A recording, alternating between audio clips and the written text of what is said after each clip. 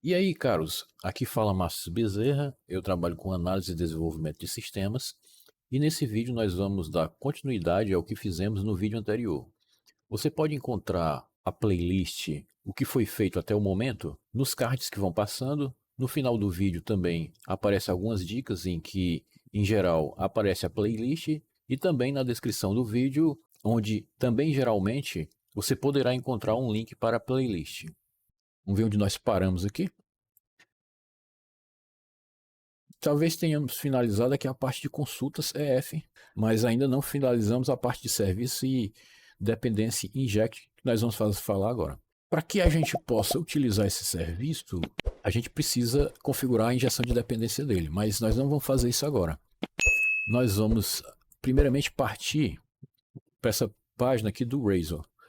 Até porque faz mais sentido você notar a necessidade da injeção de dependência e não a gente fazer ainda sem necessitar aqui. Então, vamos criar aqui uma página, por exemplo, to-do list.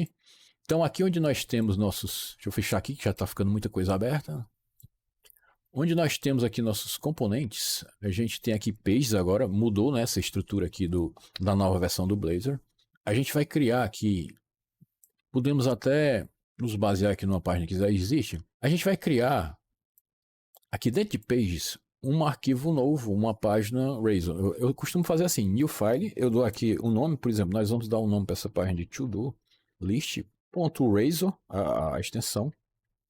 Pronto, criamos a página. Para que ele se torne uma página, para que ele tenha uma rota no Blazor, você coloca a diretiva page e aqui a gente informa qual é a rota, que a gente vai chamar essa rota também de to-do list. Então essa é a rota. Se você digitar barra to-do list, você vai para essa página. Vamos até executar aqui para a gente ver como é que está ficando. Né? Então faz um tempo que a gente não executa a aplicação. Então aqui, .NET Watch, para a gente executar. Aqui ele executou e, na verdade, deixou a aplicação daquele jeito. Como nós criamos aqui essa rota, ó, to-do list, então nós temos uma rota nova aqui. Se a gente for aqui colocar...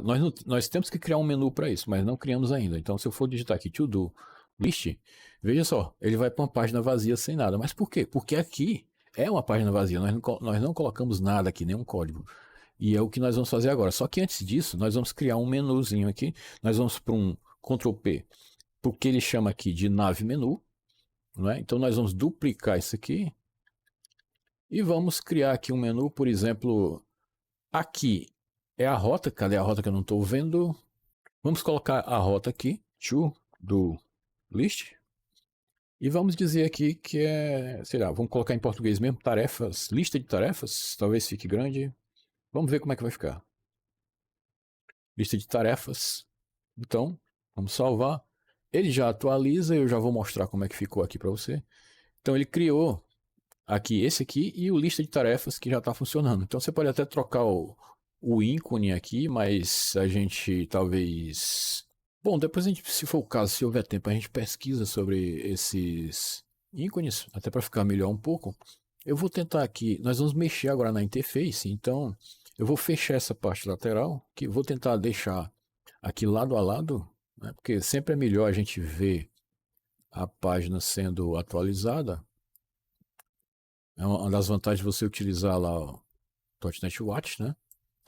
Eu vou tentar fazer o máximo para deixar aqui a página, as duas páginas, só um instante, deixa eu procurar aqui a outra que desapareceu. Uma ao lado da outra, né? Vai ficar bem complicado mesmo aqui.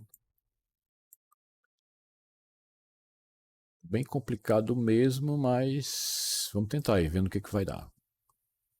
Vou até abrir aqui mais um pouco. E vamos voltar aqui para o nosso to-do list, não tem nada. Vai ser bem simples. Primeiramente, nós vamos criar aqui um título para a página. O Blazor já tem uma tag padrão, acredito que ela ainda esteja nessa nova versão, que é a Page Title, em que ela só vai servir basicamente para você informar o título da página. Por exemplo, a gente vai deixar como lista de tarefas. Né? E ao salvar, você viu que aqui no navegador ele já mudou aqui, colocou a página, o nome da página certa aqui, que o título aparece nas abas, né? Vamos ter também um H3 aqui, que é um título. Deixa eu ver se ele me ajuda dessa maneira aqui. H3. Até que está ajudando. Então vamos colocar também lista de tarefas aqui. Já colocou o título lá. Aqui, pelo menos nas versões anteriores, ele utiliza Bootstrap. Espero que a gente possa utilizar, por exemplo, um botão do Bootstrap aqui. Vamos criar aqui um button. E como é Bootstrap, a gente vai colocar class. A gente vai colocar aqui btn. btn dark. Vamos colocar como escuro mesmo aqui. Logicamente que aqui o foco está longe de ser layout, né? Então nós vamos fazer com que esse botão sirva para recarregar. Recarregar, eu estou ruim de português aqui. Recarregar. Pronto, botão recarregar e o Bootstrap funcionou também. Já vamos logo até implementar uma espécie de parágrafo para caso não tenha nenhuma tarefa no banco de dados. Então eu vou criar aqui um P e já vou colocar nenhuma tarefa encontrada, listada, sei lá, listada, né? Acho que pode ser assim. Pronto, caso não haja tarefa, isso aqui, não se preocupe que você vai ver tudo visível aqui, mas quando a gente implementar a interatividade aqui do Blazor, você vai ver que uma das coisas vai ficar, algumas coisas só vão ficar visíveis dependendo de algumas condições, né? E vamos criar nossa tabela, né? Table, poderia até colar uma já feita para ir mais rápido. Então, classe aqui, é a classe table do Bootstrap.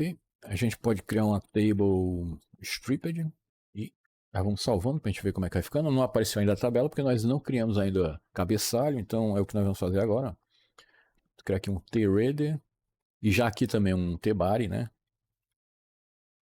T-body. Vamos, inclusive eu gosto de fazer isso, nós vamos pegar aqui o nosso model to do, Ctrl P, copiar nossos campos para lá que a gente vai decidir quais são os que vão ficar no nosso layout, né? Só que sumiu aqui. Eu vou colar aqui. Para facilitar, eu vou tirar aqui esses no labels. E aqui eu vou retirar essa categoria ID. Já vou retirar até os que eu não vou precisar aqui, aproveitar. A data de criação, deixa ela ficar só no banco mesmo, talvez se não precisa. A prioridade a gente vai deixar. Logicamente, o tipo da tarefa a gente vai mover para cá, para primeiro, vai começar com o título, a prioridade, tá certo, a ordem. Vamos deixar a descrição, o DONE aqui, se foi feito ou não, e a data de conclusão. Por hora, nós vamos tirar a categoria. Ela foi feita mais para um exemplo ali de relacionamento, né? Agora a gente pode tirar. Então eu costumo fazer assim. Né? Aqui nós temos você pega aqui um padrão de texto que você sabe que não se repete e começa a dar aqui Ctrl D, ó. Então, uma vez que você deu vários Ctrl Ds, você pode ir navegando entre as propriedades. Então eu vou apagar isso aqui, apagar isso aqui. Então nós estamos aqui, o que nós vamos criar aqui? Um TH, né? Isso aqui é um cabeçalho, né? Criando aqui esse TH, nós vamos só aqui para o final copiar as propriedades, colocar elas aqui. E inclusive vamos aproveitar, trazer isso aqui para baixo. Só que isso aqui, no T-bar a gente não usa TH, a gente usa TR simples, né? Então, a gente usa aqui um TR e ele já está renomeando ali do outro lado, ainda bem que está instalada a extensão, né? TR aqui, TR aqui. Só que nós estamos errando essa tabela, nós esquecemos do TD, né? O TD aqui, desculpa aí, eu errei. Né? Então, TD aqui, tô meio que confundindo aqui. TD é uma tabela HTML, né? Isso aqui não tem o que. O TR, na verdade, é aqui em cima, né? Então, isso aqui, o TR é a linha, né? E o TD são as divisões. Do mesmo jeito, a gente tem que fazer aqui. A gente tem que criar aqui um TR aqui em cima, né? E criar aqui as divisões. Então, veja só, nós já temos aqui uma. Pode até. Para não ficar tão sacrificado aqui o negócio, a gente pode. Olha, já temos uma tabela aí se formando, né? E nós vamos retirar aqui a descrição e vamos colocar mais uma coluna aqui. Eu vou criar mais um TH. Vou colocar apenas um asterisco, que são as ações, né? Então, o que ocorre é que esse TH nós vamos ter dois botões. Um botão para excluir e outro para editar. Só que aqui precisa ser dentro de um TD. A gente vai criar aqui um TD. Vamos criar aqui um botão. Vamos chamar esse botão aqui de editar. E vamos até quebrar aqui para não ficar tão... E vamos chamar esse botão aqui de excluir. A gente já vai ver aqui como é que tá ficando. Ó. Então, é uma tabela que ela tem ali uma coluna extra que é um botão editar e excluir. Só que nós vamos dar uma formatada nesses botões aqui, dizer que eles têm uma classes do Bootstrap, né? Eles são BTN. Por exemplo, aqui a gente pode criar, seguindo a linha Dark aí, um BTN Dark aqui.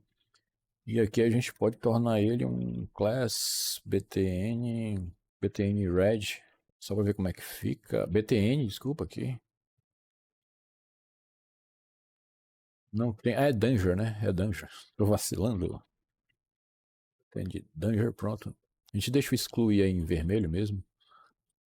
O layout ruimzinho mesmo, mas é isso aí. Nesse Done Date, a gente vai colocar uma data nesse formato aqui. A gente já vai colocar uma data simbólica aqui só para.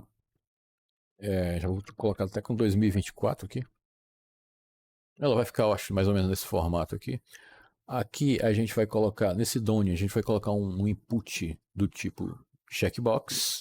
Nós vamos preenchendo, ainda que sem interatividade, só para a gente ver como é que vai ficando. É bem interessante você fazer dessa maneira. A prioridade, por enquanto, a gente vai deixar assim. E aqui é o seguinte, quando a tarefa for uma tarefa urgente, ela vai ficar vermelha. Então, nós vamos ter aqui uma class, acho que é Table Danger. É dessa maneira, Table Danger, mas essa class é apenas se a prioridade for urgente. A gente já vai deixar aqui porque para servir como um modelo. E nós vamos também ter aqui uns estilos, né?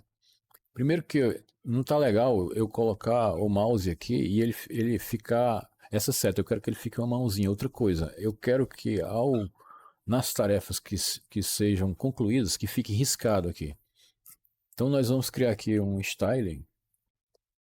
E esse style eu vou colocar o cursor como pointer. Aí dessa maneira, quando eu passo aqui o mouse, você vê que ele já vira aqui o cursor. E mesmo que essa tarefa não tenha sido concluída, eu vou criar aqui, já para servir como uma espécie de modelo aqui, eu vou colocar text decoration aqui como um line through. Deixa eu ver se eu encontro aqui. Aí você viu que ele ficou marcado. Claro que isso aqui só vai ficar assim quando a tarefa for concluída, né? Então, mas por hora vamos deixar aqui assim para ele servir como modelo. Outra coisa é que nós vamos criar mais um TR aqui, porque nós vamos criar um form aqui embaixo. E esse form vai se transformar num componente, mas por hora nós vamos deixar ele assim, que você vai já saber para que ele vai funcionar. Não, nós não vamos precisar desse action aqui. Nós vamos criar aqui uma div. Nessa div aqui nós vamos ter um label chamado de título. Vamos colocar em português mesmo. Inclusive nós vamos traduzir lá ainda. E vamos criar aqui um input, que na verdade nós vamos também aprender como é que utiliza os inputs do Blazor, né? A gente vai criar aqui, dessa vez, no lugar do input comum, um input. Você pode ver aqui tem vários tipos, ó. Nós vamos utilizar o input text. E ele fecha só assim. Acho que ele aceita class aqui, por exemplo, a gente pode colocar uma class form control nele, sem problemas. Vamos ver como é que vai ficar. E no label a gente vai colocar uma class aqui, por exemplo, form label, para ver como é que tá ficando aqui. Ele deu um erro porque eu não coloquei aqui um bind value, né? Ele existe que você, no caso dos input text, ele quer que você faça já um bind. Então, por hora, a gente vai deixar só um input comum aqui. Ver se ele vai conseguir ajeitar. Então, tá aparecendo aqui em cima o input, eu não sei porque que tá aparecendo em cima, já que eu coloquei embaixo. Ele tá embaixo aqui, né? Ah, sim, a gente precisa definir que, como nós vamos guardar um form nesse TR aqui, a gente precisa criar um call span. Então, a gente precisa dizer que esse TR, aliás, não é o TR, tá errado aqui, a gente precisa criar um TD aqui também, só que esse TD ele tem call span, né? Precisa criar aqui um TD. Pode colar o form normalmente. Talvez ele já dê uma mudada aí. Mas a gente precisa dizer que o call span aqui vai ser exatamente o número de campos. Então, 1, 2, 3, 4, 5. Vai ser 5. Já até puxou aqui para baixo, mas não ficou legal. Com o Span 5, ele vai, ou seja, ele vai, o que, que ele vai fazer? Ele vai criar aqui uma linha aqui embaixo conforme que nós estamos criando. Mas ele está demorando um pouco para salvar, mas enquanto isso a gente pode prosseguir. Outra coisa, eu vou, vamos criar aqui o próximo. Olha, ele já deixou aí, ó, já ficou bem legal o título aí. No próximo aqui a gente vai criar mais um div, vai puxar esse label para cá. Aqui nós vamos colocar a prioridade. E aqui nós vamos colocar um select. Acho que a gente não vai precisar desse name nem ID aqui. Nós vamos ter uma primeira opção aqui. A gente vai dizer que o value é null. E o texto dela vai ser selecione. Só selecione mesmo, pedindo para que ele selecione uma prioridade. E vamos criar mais um aqui com qualquer texto, só para a gente ter aqui no modelo uma prioridade, né? Por exemplo, aqui a gente vai colocar urgente. Está demorando um pouquinho para compilar. A gente já diz que isso aqui é de classe do Bootstrap. A gente coloca que isso aqui é um form selection. Ver se ele já atualizou.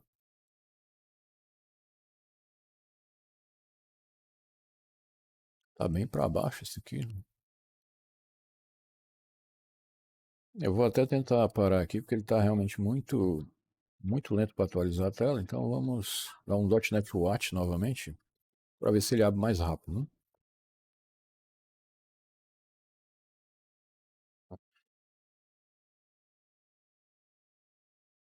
Fechar essa outra aqui. Então, ele criou aqui o Select. Né? Por hora, a gente pode deixar só isso e nós vamos criar mais um botão aqui embaixo, que é um botão para salvar. Né? Então, a gente vai colocar aqui um botão, classe btn dark também, salvar. Já vamos criar mais um botão aqui também, que é um botão de cancelar. E acho que tem um default, né? btn default. Dois botões, só que a gente vai criar um div que vai ficar melhor para a gente dar uma margem em cima que tá tudo muito grudado aqui. Então, vou usar do Bootstrap aqui, por exemplo, margem top 2, aqui também uma margem top 2. E aqui nós vamos colocar numa div com a margem top 2 também. Um pouco melhor, talvez fosse ideal uma margem melhor aqui, pelo menos para esses botões que estão muito grudados, né? 4, aliás. Então, a ideia aqui é que quando você clicar em editar, ele vai mostrar esse form aqui. Se você clicar em cancelar, ele vai ocultar. Então, ele vai servir para você editar a task que está aqui. Né? Ao invés da gente criar pop-up, eu achei que é mais básico e mais fácil de entender você criar dessa maneira aqui. Sendo que o interessante é que isso aqui vai se transformar num componente. Inclusive, eu acho que a gente já pode fazer isso. Né? Deixa eu ver se a gente já pode. Ok, só que eu vou colocar um título aqui em cima ainda, um H3 talvez. Modificar tarefa. Só que o H3 aí ficou meio enorme, né? Então vamos trocar aqui pelo um H4, para ver se fica menorzinho um pouco. Né? Modificar tarefa, dar um distanciamento nele aqui também. Eu poderia ter colocado tudo isso numa div, né, para facilitar, mas tá tudo bem, já começamos assim. Uma margem top de 2, será que ele pega? Pegou aí, ficou um pouco melhor. E aqui a gente coloca também uma margem bottom de 4 para dar uma afastada aí que tá tudo muito junto, né? Talvez 2 aqui. Pronto, ficou melhor. Então tudo isso aqui vai virar um componente. Nós já vamos copiar isso aqui, ó, esse form todo aqui. Veja só que eu vou salvar, ele sumiu. Então nós vamos aqui abrir. Ele já tem uma pasta componentes aqui, então eu iria criar, se fosse na versão antiga, eu iria criar aqui uma pasta componentes, mas não faz sentido criar uma dentro da outra, então nós vamos criar. Provisoriamente nós vamos criar dentro de pages mesmo aqui. Um novo arquivo, edit. Ou então form to do. Pode ser form to do. Ponto Razor. E vamos colar todo aquele código lá. Só nisso aqui nós já temos. Não sei por que ele pediu para eu abrir isso aqui de novo. Interessante, né? Então aqui já temos um componente e ele fica com esse mesmo nome que eu coloquei aqui. Logicamente que como ele é uma outra página, ele não está aparecendo aqui. Nós apagamos. Vamos fechar aqui para dar para ver que está muito imprensado, né? Voltando aqui para a nossa página, nós apagamos ele daqui. Então ele desapareceu. Mas se a gente colocar aqui to do, form to do, como tem aqui, ó. Então ele voltou a aparecer. Veja que coisa interessante. É assim que você cria um componente no Blazor. Então, nisso aqui eu já estou, como ele apareceu aqui, eu já estou utilizando todo aquele componente aqui. Você pode passar também variáveis para o componente. Nós vamos aprender como é que faz isso aí. Nós vamos precisar disso aí. Então nós vamos ver aqui onde é que ficou o andamento, onde foi que nós paramos. Aqui na nossa sequência, criamos o serviço, mas eu não vou marcar como finalizado. Não falamos ainda sobre a injeção de dependência dele. Mas já acredito que nós já concluímos aqui a parte de componentes, apesar de nós ainda termos que criar alguma coisa lá naquele componente, já podemos marcar aqui. Então só falta finalizar essa parte da página Razor e do serviço e injeção de dependência. Agora, já na reta final, eu diria quase lá, nós vamos tentar dar interatividade à nossa tela. Vamos fazer a tela interagir com nossos cliques. E nós vamos já começar. Eu acredito que eu possa dar uma aumentada mais aqui, que está realmente muito pequeno, e dar uma diminuída aqui. Nós vamos começar aqui já com o nosso componente, e é o form to do. Para a gente codificar, é comum, você pode fazer código também misturado aqui no HTML, mas o comum para se codificar utilizando o Blazor você cria aqui uma tag @code e pronto, você coloca o código aqui entre essas chaves. A gente vai começar criando uma propriedade externa para esse componente. Como eu disse aqui, voltando para a nossa página, a gente pode também definir propriedades aqui. Como, por exemplo, a gente pode dizer para ele qual é o to-do que está sendo editado. Então ele vai saber a que to-do ele vai se referir na tela, já que isso aqui é um form de edição de apenas uma tarefa, né? Eu estou chamando de to-do, quando eu falo to-do, eu estou me referindo à tarefa. A gente pode dizer aqui, criar uma propriedade chamada, por exemplo, edited to do, né? Que por hora não vai ter valor e a gente não vai poder setar ela porque nós não temos valor para isso ainda. Então, mas nós já vamos aprender como é que a gente cria ela aqui nesse form aqui. Então você tem que criar uma propriedade normal, um public, que ela é do tipo to do, que a gente vai chamar ela com o nome da propriedade que nós definimos, que é edited to do. Get set, normalmente. E aqui é o seguinte, ele está dando erro porque ele não está conseguindo encontrar essa classe to do. Então nós temos várias opções para fazer com que essa classe fique visível para esse arquivo Razor aqui, para essa página, eu diria. Acho que aqui ele vai ajudar. Então, dessa maneira, ele está instruindo para eu colocar aqui o namespace. Só que eu não achei muito legal dessa maneira aí. Então você pode aqui em cima criar aqui um using. Um using. Calma, vou já ajeitar aí. E você lembra do namespace que nós criamos, né? Que foi todoist.models. E foi aqui que nós colocamos os nossos models. Então você viu que ele já ajeitou aí. Então, por que ele está marcando isso aqui, está grifando? É por aquele mesmo motivo. Como eu não estou dizendo que isso aqui é nullable, então eu teria que informar aqui um valor. Como, por exemplo, eu poderia criar aqui uma nova instância para esse to-do aqui. Mas eu quero que esse to-do aqui, esse edited to-do, seja realmente nullable. Eu quero que ele seja nulo, que ele tenha possibilidade de ser nulo. Então eu vou dizer que ele é nullable aqui. Se você for utilizar muitas vezes, em muitas páginas, por exemplo, o namespace models, você pode não declarar ele aqui. Se ele fosse repetir em muitas páginas, e a gente pode aqui, eu vou abrir para a gente ver aqui as páginas, você tem aqui uma delas, que é Razor, que é o underline imports. Então, se eu colocar aqui, o que eu colocar aqui, esse using que eu colocar aqui, ele vai servir para todas as páginas da aplicação. Então, nesse caso, se eu voltar aqui para o nosso componente, ele já não está mais marcando e eu também não fiz a importação, ficou um código mais limpo, né? Porém, você só vai colocar ali no underline imports o que você vai precisar realmente importar em muitas páginas, algo que seja comum aí, que vai ser frequentemente utilizado. Mas para que esse parâmetro fique reconhecido externamente, eu vou colocar aqui um atributo chamado parameter.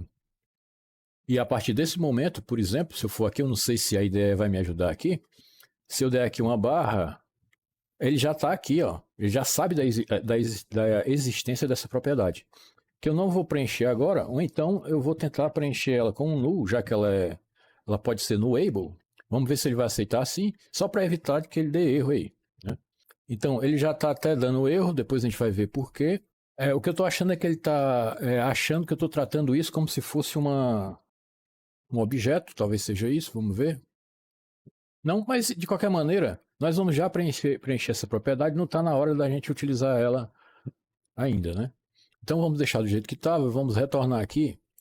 E uma vez que nós temos essa variável, agora nós podemos trabalhar nela, ela vai estar preenchida nessa página aqui. E a primeira coisa que nós vamos fazer é apenas listar qualquer coisa aqui se esse to-do tiver preenchido. Então, a gente vai aqui, vou recortar, e você pode colocar também código misturado aqui no HTML, com arroba if, edited to-do, diferente de null. Então, se for diferente de null, eu vou colar aquele código aqui.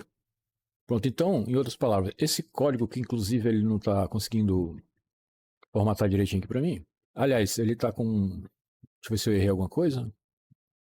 Então, ele está dizendo aqui que o operador diferente não pode ser aplicado em operandos do tipo to-do e null. Bem estranho, né? Vamos tentar aqui com is not null, que ele já está dando outro erro.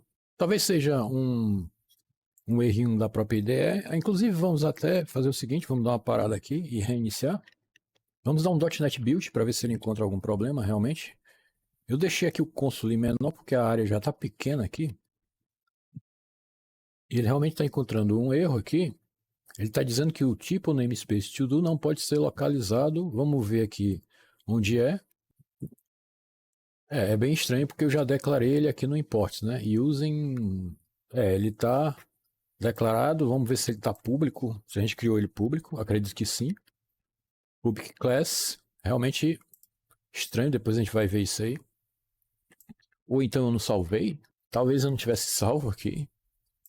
Pode ser que tenha sido isso. Então vamos repetir. .NET Build. Então era isso mesmo. Eu simplesmente não tinha salvo.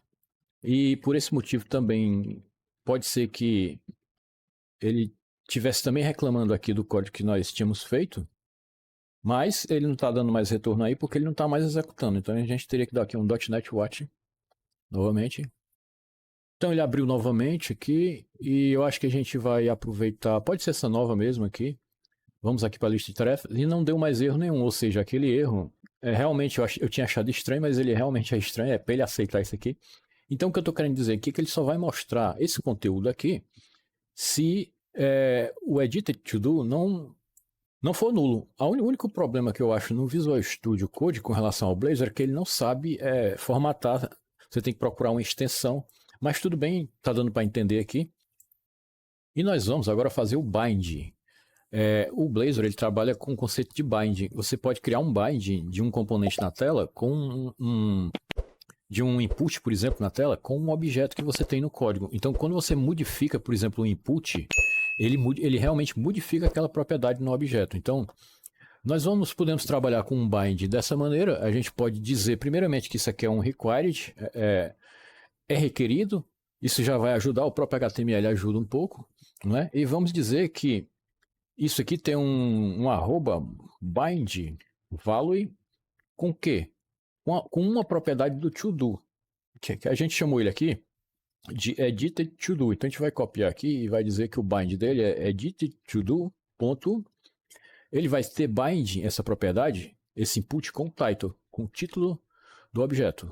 Então, mas você pode também, como eu já havia dito anteriormente, você pode utilizar componentes do próprio Blazor. Então, a gente vai trocar, você poderia até deixar assim, A gente vai trocar isso aqui pelo input text, né, do próprio Blazor, que ele vai funcionar também. Só que, nesse caso aqui, ele muda um pouco. A propriedade, ela é com um V maiúsculo, né? Se você passar a utilizar o input text, que nós vamos utilizar ele agora aí, nesse caso, né? Eu gostaria que ele formatasse, mas ele não vai formatar. No caso, nós esquecemos também de colocar aqui a descrição. Eu vou repetir esse campo aqui e nós vamos criar também um campo para a descrição. Tá ficando ruim aqui de entender, né? Eu vou tentar aqui dar uma formatada mesmo que manual. Aqui. Pronto.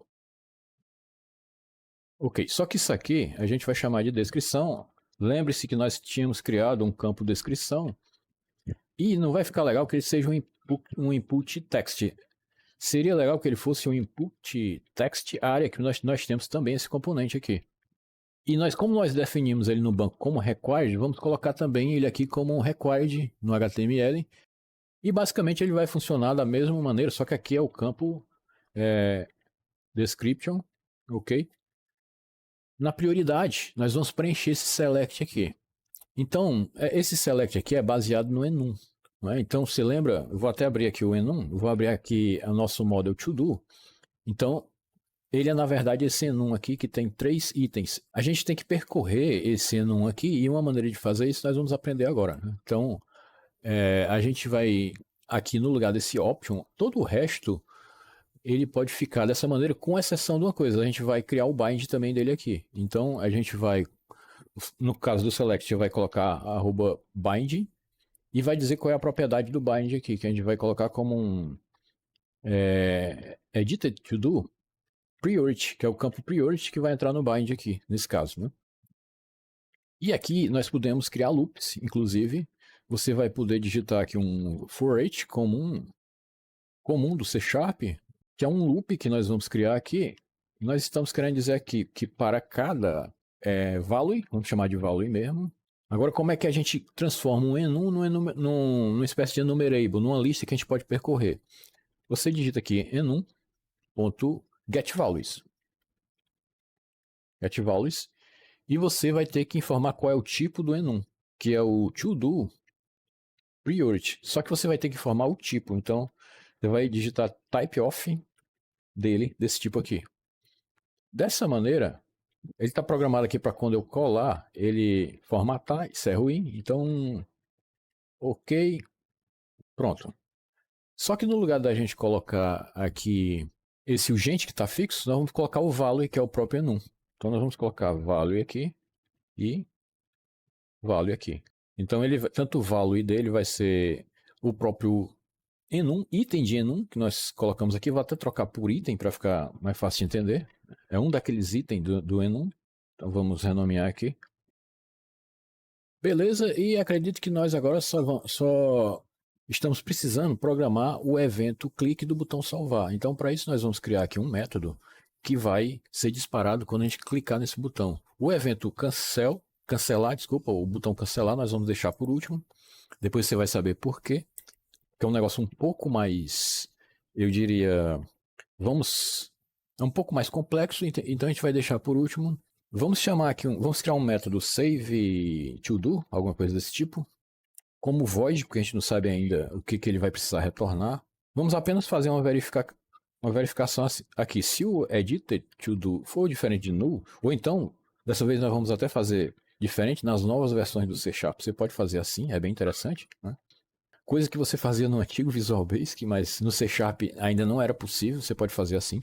Então, se ele for diferente de null, então a gente vai... Lembre-se que agora nós vamos utilizar nosso serviço. Então, a ideia é que, lembra do serviço, do to-do service que nós criamos? Agora nós vamos utilizar. Mas como é que eu vou instanciar esse serviço? Você viu que aqui no construtor dele tem tem um injetável, tem uma injeção que está sendo feito aqui. Né? Então, se a gente... A maneira clássica de eu chamar aqui uma classe seria, por exemplo, algo como var service igual a new, to do service, né? Aqui to do service. Só que aqui teria um problema. Eu teria que informar o contexto se eu fosse chamar dessa maneira, mas a gente vai chamar de maneira diferente. A gente vai aprender um dos pilares aqui do C Sharp, algo de mais importante e bastante utilizado. Nós vamos aprender sobre Dependency Inject, sobre DI, sobre injeção de dependência. Para que se torne injetável o nosso serviço que nós criamos, nós temos que ir aqui no arquivo program.cs, aqui onde nós, na parte de serviços, a gente pode dar mais uma linha e a gente vai chamar build.service.add scoped, eu vou já explicar, add scoped do tipo to-do service. Pronto. Dessa maneira, eu estou dizendo que essa classe ela vai poder passar a ser injetável. Essa não é bem a maneira correta de você trabalhar com injeção de dependência.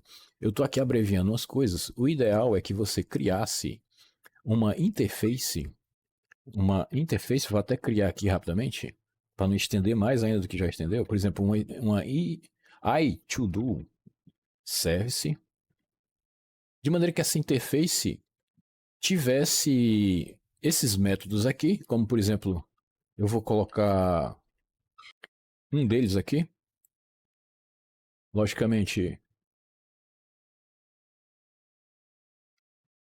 dessa maneira. Aqui está errado, né? To do service, desculpa aí. O que na verdade você teria que ter feito era ter criado uma interface e aqui na parte de injeção você teria que dizer que quando essa interface fosse referenciada, está trocado aqui, né? E ele está dando aqui um erro, vamos ver aqui por quê. É lógico, porque uma não implementa a outra, né? Então, esqueci de uma coisa básica aqui. Você teria que criar essa interface, lógico que ele vai dar erro aqui, e nós teríamos que dizer que essa interface, que essa classe, ela implementa o iToDo Service. Dessa maneira, eu poderia ter, qual é a ideia, qual é a vantagem da injeção de dependência? É que eu poderia ter vários to-do services. Vamos dizer que eu trabalhasse com vários tipos de banco. Então, eu poderia criar aqui, por exemplo, só para dar um exemplo aqui, SQLite to-do service, que implementaria dessa interface, e poderia criar, por exemplo, CSV, vamos dizer que nós gravássemos em CSV, eu criaria um CSV to-do service, que implementaria daqui. Ao implementar, a implementação é um contrato, eu teria que criar todos os métodos aqui. A interface ela teria que obedecer a esse contrato. Por exemplo, nessa interface tem esse método aqui. Então, como eu estou implementando essa interface, eu teria que ter também esse método aqui, com a diferença, aqui ele estaria implementado e aqui é só uma espécie de contrato. Logicamente, nós cometemos um erro aqui, nós trocamos, né? A interface vem aqui, às vezes ocorre. Então, eu estou dizendo aqui que cada vez que eu fizer referência a essa interface, que ela é genérica, ela pode ser qualquer coisa que implemente ela, então eu estou querendo dizer que nesse caso aqui, eu vou querer utilizar essa classe. E aqui nós estamos nos resumindo apenas à injeção de dependência sem a utilização de interface. Então eu vou salvar aqui, nós vamos compilar para ver se tem algum problema, algum erro. Então você viu que compilou tudo com sucesso e a partir desse momento eu posso injetar o nosso serviço que nós vamos precisar utilizar no nosso componente. Né? Então o nosso componente é o form to do. E como é que nós vamos injetar aqui? Vamos injetar dessa maneira, utilizando @inject. E no @inject você vai dizer o que você está querendo referenciar aqui, que é nosso desculpa, já estou confundindo aqui. Se nós tivéssemos criado a nossa interface, nós iríamos referenciar aqui nosso iToDo Service. Por quê? Porque referenciando isso, não importa. Eu poderia chamar, e nós criaríamos aqui, por exemplo, um to-do service, uma variável. Isso aqui é uma variável. Então, a partir de então, eu iria poder utilizar esse serviço no código chamando os métodos do contrato lá da interface, sem medo de dar erro, porque eu tenho certeza que qualquer que fosse a classe, esses métodos iriam existir. Perdi um pouco de tempo com isso, porque eu acho que é importante saber disso, mas como nós não temos essa interface, a gente apenas repete aqui a classes. Ele vai dar um erro porque nós não temos service. E dessa maneira, a gente vai fazer o using aqui mesmo. Eu poderia também colocar no imports. Você lembra que o service nós criamos aqui num namespace diferente, né? Por isso que ele não está encontrando. É um service aqui. Nesse caso aqui, eu vou fazer o using mesmo aqui, ou então, se o Visual Studio Code me ajudar, ele não vai ajudar, então eu vou fazer aqui um using aqui mesmo. O using de quê? Do nosso to-do underline list.service. A gente vai passar a utilizar esse namespace. E nós vamos apenas trocar aqui o nome para que não fique aqui meio que difícil de entender o que é a classe e o que é a variável. Né? A gente vai, por exemplo, colocar isso aqui com letra minúscula. E nós vamos... O inject aqui eu não sei porque ele não encontrou ainda. Deixa eu ver se... Ah, é porque eu errei aqui o nome. Desculpa. Errei aqui o nome. Então, a partir de então, nós podemos utilizar... Ele já está injetado. Você não precisa instanciar o nosso to-do service. E nós temos aqui os métodos que nós criamos. E o que nós vamos utilizar agora é o nosso update async. Só que você lembra que quando nós criamos o update async, nós fizemos com que ele recebesse um to-do. Então, o to-do que ele vai receber aqui é o edited to-do que nós criamos. Só que ele é assíncrono, então nós precisamos colocar um await aqui. Como você aprendeu, esse método aqui vai ter que ser assíncrono também. Então, nós vamos manualmente aqui tornar ele async. E um método assíncrono, ele retorna um task. E por padrão, nós vamos colocar aqui, chama ele de async. Por convenção, desculpa, nós vamos colocar um sufixo aqui para chamar ele de async. Bom, caros, eu agradeço pela atenção e nós vamos continuar o que estamos fazendo num próximo vídeo. Se esse conteúdo foi útil para você, eu agradeceria bastante que você curtisse o vídeo e seguisse o canal.